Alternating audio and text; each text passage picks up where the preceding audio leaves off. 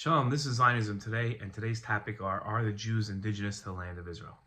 Many assume that Jews are not indigenous to Eretz Yisrael, the land of Israel. They define indigenous as being the first people on the land. Now, since ancient Canaanites were the first people on the land of Israel, they assume Jews aren't indigenous. Now, obviously, Palestinians weren't indigenous to the land of Israel either, and therefore, they argue, being indigenous isn't an applicable factor in the Palestinian-Israeli conflict. Their argument is incorrect. In well-researched analysis, Bellerose and Rabbi Elli Fischer explained that indigenous to a land doesn't mean being native or the first people on the land. Bellerose and Fischer explained that the term indigenous. According to their analysis, the Jews are the indigenous people of the land of Israel. Considering the diversity of indigenous peoples, an official definition of indigenous has not been adopted by any UN system body. Instead, the system has developed a modern understanding of this term based on a few factors. First, the people have self-identification as indigenous peoples at the individual level and accepted by the community as members. There is historical continuity of the current people with pre-colonial and/or pre-settler societies. There's also a strong link between them to their territories and surrounding natural resources, along with distinct social, economic, or political systems. Second, the current people must also have distinct language, culture, and beliefs.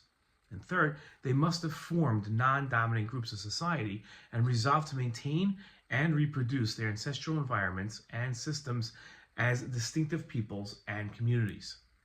Jews are indigenous to Eretz Yisrael by any reasonable definition of the term, but the criteria for an indigenous people set by the United Nations and the factors above clearly establish the Jewish people as indigenous to the land of Israel. The Jewish people refer to themselves primarily by two names, Jew and Israel. Israel is the name of a people, and that people to its often distant homeland is the land of Israel, or Eretz Yisrael. In Hebrew liturgy, you will not find the word Jew. At the same time, Jews have been known as Jews, Yehudim, Ludai, Yahud, Yidin, Jid, for a very long time, since 500 BCE.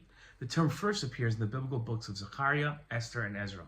It's a geographic term referring to the tribal lands of Judea and its exiles. Mordechai of the book of Esther was called an Ish Yehudi, a Jewish man, even though he lived in Persia and was from the tribe of Benjamin. Jesus was a Judean, even though he lived in the Galilee. Nowadays, the term Jew is used differently, but there is clearly historical continuity with pre-settler societies. If a person calls themselves a Jew and is accepted by the Jewish people, they are identifying themselves as indigenous, even if they and others protest Jews are not indigenous. It's easy to go down this list of factors that establish a people as indigenous to a land and demonstrate that the Jews are indigenous to the land of Israel. Now, do Jews have strong links to their territory? Yes. Praying, facing it 3 times a day, yearning for a return to the land, millennia of spending money to support communities in the land, all show strong Jewish links to the land.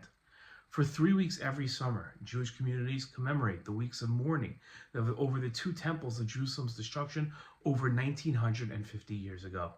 Do Jews have distinct social, economic, or political systems? Yes.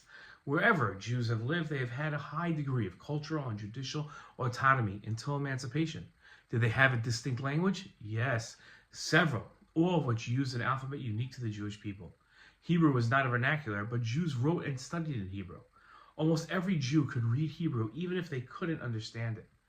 It was a means of communication for different Jewish communities, and only Jewish communities. Did Jews have a distinct belief? Of course. Jewish beliefs are so well established and so unique, it allowed the myth that Judaism is only a religion to propagate. Did Jews form non-dominant groups of society?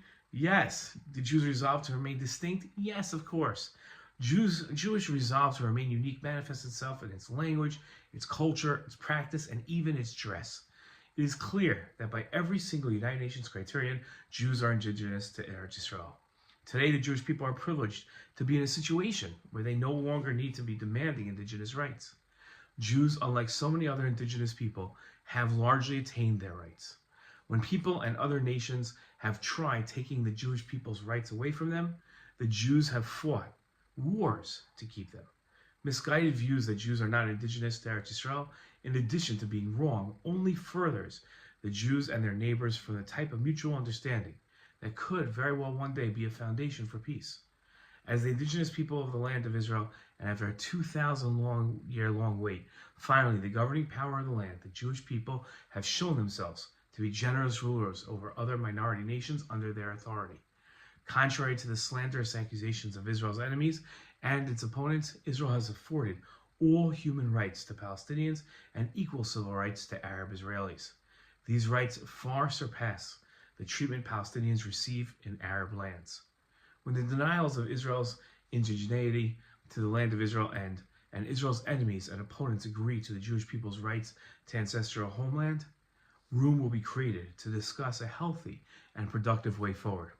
But until that time, it is unlikely that a true and lasting peace can be established when there isn't consensus of the Jewish right to the land of Israel. Shalom.